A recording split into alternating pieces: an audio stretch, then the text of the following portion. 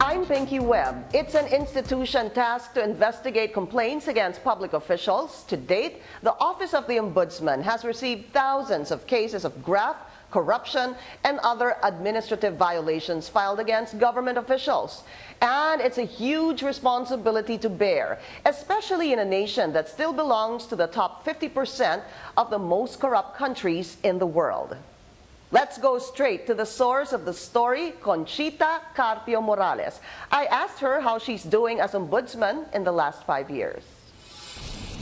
I had this smooth sailing, except for some aberration sometimes on the part of some investigators, but otherwise we all weathered whatever crisis came our way. What was your impression of the Office of the Ombudsman in the first maybe 6 months that you sat? I was in a chaotic condition because the records were topsy-turvy, some were incomplete, some were, I don't know if it was intentionally tortured in the sense that some pages were missing, some bore indicia of fraudulent or irregular acts attending the compilation of records. Was it an agency that was riddled with corruption? I was told before I came in that I didn't know what I was going into because they said it was riddled with corruption. Fortunately, when I came, I got a lot of white paper against this and that fellow. Of course, I had to validate the information. Some were just harassment. Is the agency corruption-free now? That I cannot say categorically, because sometimes you hear people outside saying that this and that person is corrupt, but you know, we want evidence. How does it feel for someone like yourself to be called feisty, no nonsense, and an anti-corruption crusader? Well, I don't say I'm flattered because it's true.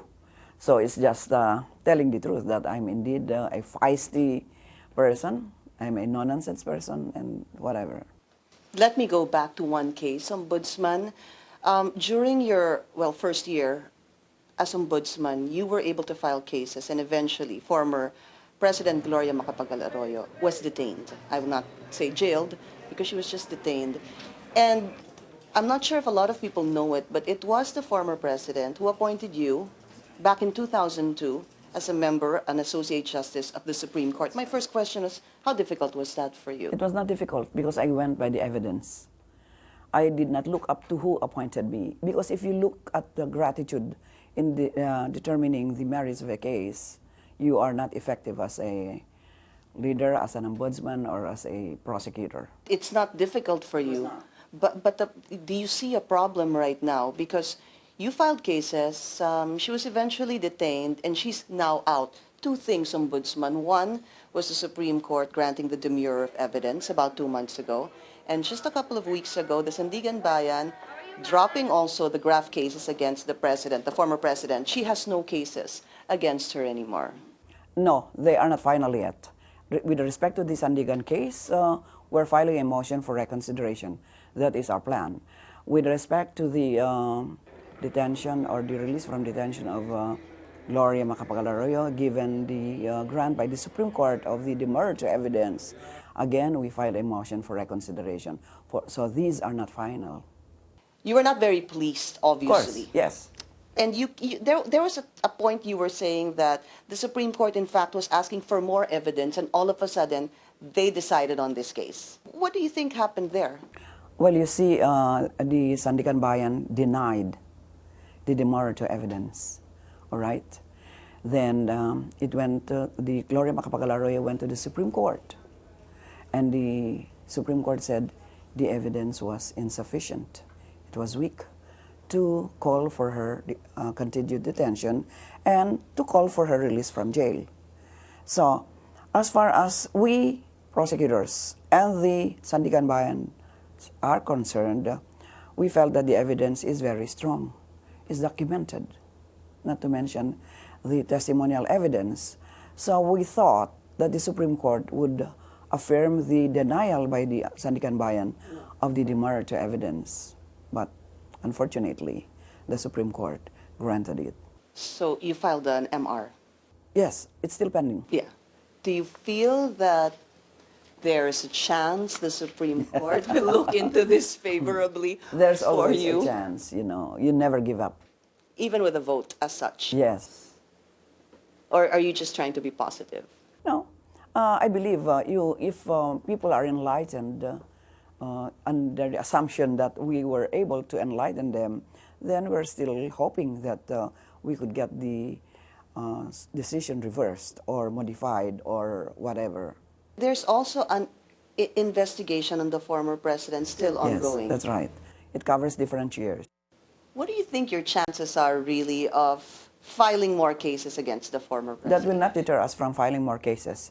You see, we just prosecute. We do not convict or we do not declare one innocent. There were a number of cases also filed by the Office of the Ombudsman. Let me name them, at least some of the popular celebrated cases. The 3 senators, top PNP officials, including General Alan Purisima. Well, you were also a witness against the former Supreme Court Chief Justice. Which among those cases do you feel are landmark or the most important case that the Ombudsman has looked into? All cases we file or we interfere in are all important. But if we are to believe the media and some commentators, they say, but that will bring out the immodest in me. They say that my testimony in the impeachment case was the turning point in the result of the impeachment of Chief Justice Corona. You said one of the lowest points as ombudsman was when the Supreme Court granted bail on former Senator Juan Ponce Enrile. Is that still your My low? opinion stands. And the reason for that was? Because even Enrile himself did not invoke his alleged frailty and ailment. He invoked that ground only for purposes of transferring the venue of his detention from the regular jail detention facilities to the hospital.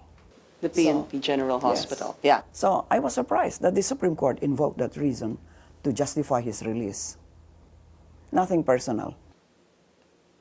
Do you still believe in the integrity, the credibility of the members of the Supreme Court? That's a difficult question to answer.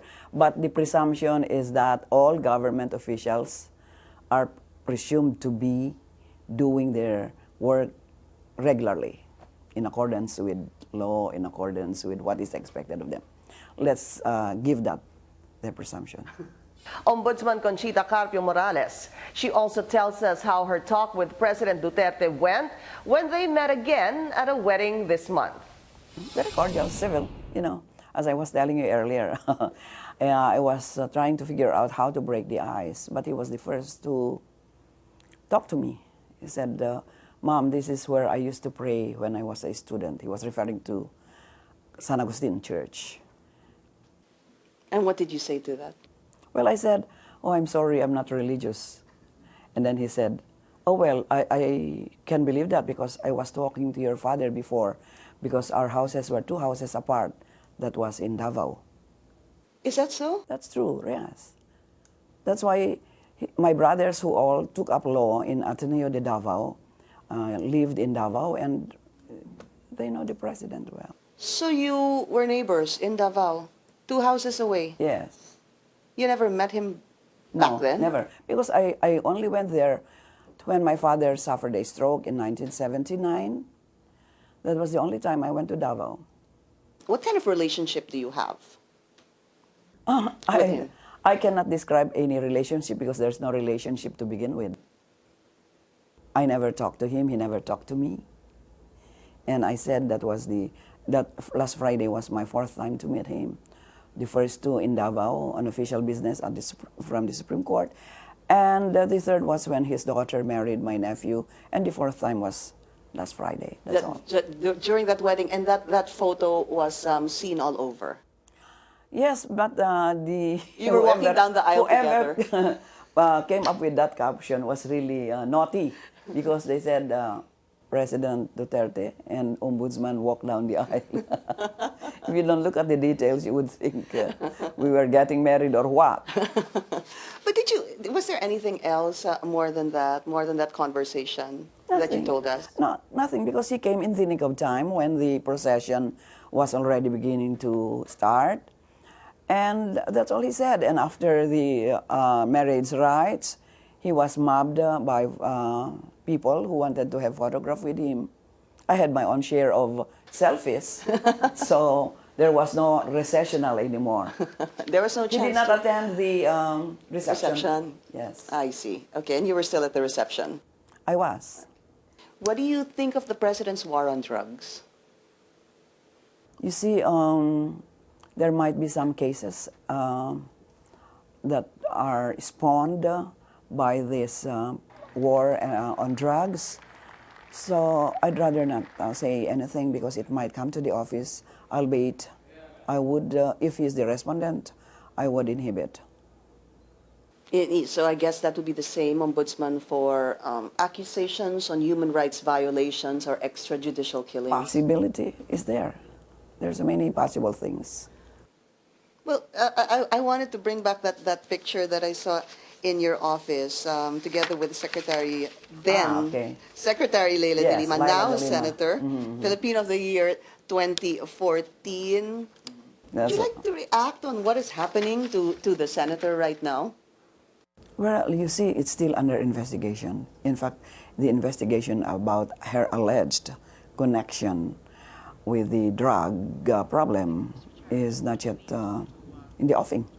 They just say they're going to present witnesses and all that, but it's all that. That's what we read in the newspapers. Yeah. I'm not going to comment on that. Where do you think the Philippines is right now in terms of probably economic growth, anti-corruption, war on drugs, in general, ma'am? Are we on the right track? Yes, we're headed for a continued rosy economy. You remember during the term of President Pinoy, our economy grew by leaps and bounds. It was and still is very rosy.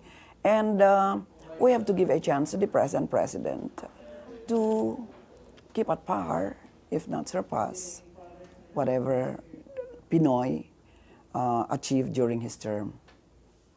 Let us be optimistic. The cases against Binay, the cases against, well, as I mentioned, the three senators. At one point, I remember you saying, if you feel that I am impeachable because I have done wrong, do so. I welcome it. I don't have to be impeached. I will give my position in a silver platter. Nabubuisit na talaga ako, ha? Because every time I file a case, sasabihin nyo, politically motivated.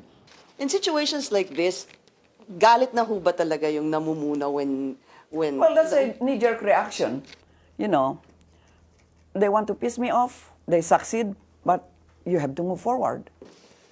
How often do they piss you off, Ombudsman? Well, for as long as I'm minded to listen to them, but sometimes they want to piss me off, but they don't succeed. But there are times they're just human.